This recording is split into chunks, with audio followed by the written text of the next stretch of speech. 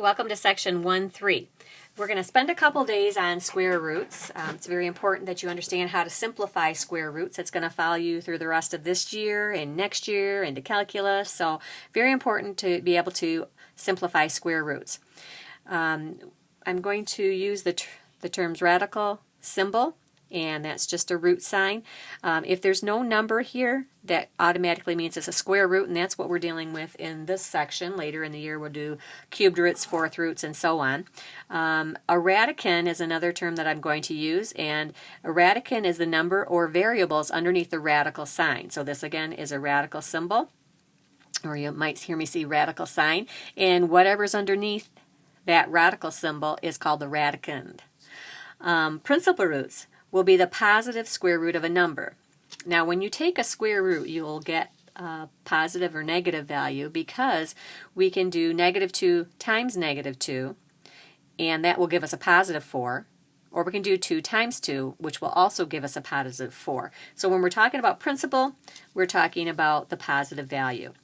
Rationalizing the denominator is something that we're going to do in this section, and that's the process of removing the radical from the denominator. So if you are simplifying, you cannot have a square root in the denominator.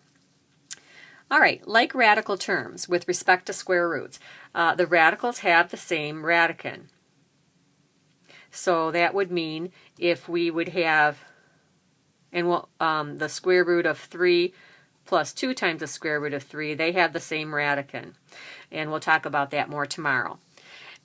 If you have a square that has an area of 25 square feet, and I ask you what is the length of one side of the square, I'm sure all of you would tell me that it's 5. You would take the square root of 25 and you would end up with 5 feet. So 25 is a perfect square. Now we are going to list the first 10 perfect squares and their roots. And it's simplifying square roots are a lot easier if you recognize perfect squares. So let's just, I want to give you a note here that square roots of integers that are not perfect squares are irrational numbers. And we talked about irrational numbers in section 1.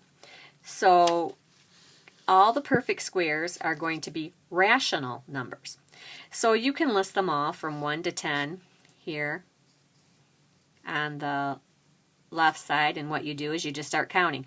1 squared is 1, 2 squared is 4, 3 squared is 9, 4 squared is 16, and 25. Now if you look right here, I listed 4 twice, so I need you to change that second 4 to a 5. And when we're talking about, I have this column that says principal root, even though the square root of these values are plus or minus, we want the principal root, which is always going to be positive. So that's why all of these numbers are positive. That's the difference between these two columns. This represents the square roots, and this represents the principal root. Okay, then we go to 36, 49, which would be, principal root would be 7, 64, principal root would be 8, 81, principal or positive root would be 9, 100, the principal or positive root would be 10. So that gives us a list of the first 10 perfect squares. Now we're going to look at a couple of properties. And we're going to first do the product property of square roots, and I need you to change the wording. That wording is a little confusing, I guess. So once I read it back after the copies came back, I thought I needed to change it. So we want to define the product property of a square root as the square root of a product is equal to, and then cross off the square root of. So is equal to the product of the, cross off this factors here, square roots of the factors. So the whole thing reads, the square root of a product is equal to the product of the square roots of the factors. Now, maybe that sounds a little bit confusing, but what we can do is we can look at how that is written algebraically, and all that means is sometimes when you have a square root, it's easier to simplify it if you break it up into 2 different factors. You can also go the other way. If you have 2 different factors that are the same radicals, so these are both square roots, then you can put them both together underneath the square root. So let's look at an example when it would be better to split them and when it's better to put them together. In this example that I'm going to give you, it really doesn't matter. I'm just showing you that it works out the same way. So here are our values. We have the square root of 8 times the square root of 2, and then we can also put them together. So here we have separate, now we're putting them together. So that's going to give us the square root of 16 on both sides, and as you know, the square root of 16 is the principal root would be just the number 4. So we can do plus or minus if we're not talking about the principal root. All right, now we're going to look at the quotient. And quotient, we're dealing with dividing radicals. So the square root of a quotient is equal to the quotient of the square roots of the dividend. All right, now and the divisor. Now let's look at what that means algebraically. What that means is if you have a fraction underneath a square root, you can split it up into 2 different radicals. So 1 radical going into 2 radicals. Or you can have 2 radicals and you can put them underneath 1 radical sign. And it's probably going to be a little easier if you see the numbers to see that sometimes it works best with the whole fraction underneath 1 radical. Sometimes it's better if you split them up into 2. So let's look at this one. Square root of 36 over 25. Well, if you recognize the perfect squares, then you'll notice that we have the square root of 36 over the square root of 25, and that can be simplified as 6 over 5. So here it's better to split them up into 2. Now the next example that I have, I wrote the square root of 12 over the square root of 3. Well, 12 is not a perfect square, so that's not real easy. We'd have to do a little bit of simplification. So what we're going to do is we're going to say instead, we're going to put it underneath 1 radical sign and say 12 over 3. So that's going to give us the square root of 4, which would simplify to just plus or minus 2. And then we can put a plus or minus here if we're not asked to give the principal root. Okay, now we're going to simplify square root expressions. And when we're talking about simplifying square root expressions, that means a couple of different things. 1, the radicand has no perfect square factors except for 1. 2, there are no radicands in the denominator. So let's look at the examples that we have here. We're going to simplify the following expressions. So the first one we have is 24. Now 24 is not a perfect square, so it does have a perfect square in it, and there's a couple different ways you can simplify, and I'm just going to start you out by doing a factor tree because I think students find that that's the easiest thing to do. So since 24 is even, I could break it up into 6 times 4 or 3 times 8, but it's even, so I'm just going to break it up into 2 times 12. Now, I have to keep going till I can't break these numbers up any further. So every time I have a number that I can't break up any further or that is prime, that I'm going to circle that number. So now I'm going to say 2 times 12. 12 we can break up in, again, it's even, so I'm going to do 2 and 6. Can't go any further with the 2.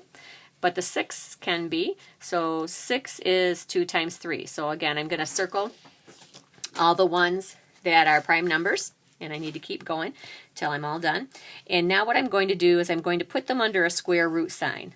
I have a 2, 2, 2, and a 3. I'm going to put them in order from least to greatest. 2, 2, 1 more 2, and a 3. Okay, now this is a square root, so that means even though you don't see a number there, there's actually a 2. So that means if I want to take any numbers out from here, I have to take them out in groups of 2. So if that doesn't make sense, think about what you know about the square root of 4. Square root of 4 is 2 times 2. I would circle those and bring that out as 2. So what I'm going to do here is I'm going to circle this pair, and they can come out from underneath the square root sign. So that's 2. And these have no pairs, so they have to stay underneath there. So this is just going to be 2 times the square root of 6. Now I can always check that by squaring what I have outside. So 2 squared is 4, and then I multiply it by 6. So I end up with the number 24 underneath the square root sign. So I can square it, put it back under, and then I end up with a square root of 24. All right, next one we have is a square root of 72, and I'm going to do the exact same thing. 72 can be divided by 2, and that would be 2 times 36. and 2 is prime, so I'll circle that. 36 is not. I can break that up again. I could say 6 and 6. That's fine. I'm just going to do 2 and 18. And then 18 is even, so I'm going to break it up again as 2 and 9. And then we can, and I could have broke it up as 3 times 6 as well. But again, when it's even, usually I like to break it up by, divide it by 2. And then now I have 3 and 3. So, same thing here. I'm going to put all of those numbers underneath the radical sign. So I have 1, 2, 3 2s. 1, 2, 3. And I have 2 more 3s. This is a square root, so I have to circle them in pairs, and they come out as just the number. Okay, now I have, and I'm going to take that 2 off so it doesn't get confusing. It's just the square root. So on the outside of the square root sign, I have 2. Underneath the square root, I also have 3. Let me write that down before I write the rest of the stuff down. So I have a 2 and I have a 3. These two numbers get multiplied together. And as I'm running out of a little space, let me just make this a little bit better here. So it's 2 times, I want that to run into the last problem. So it's 2 times 3. And then underneath, we have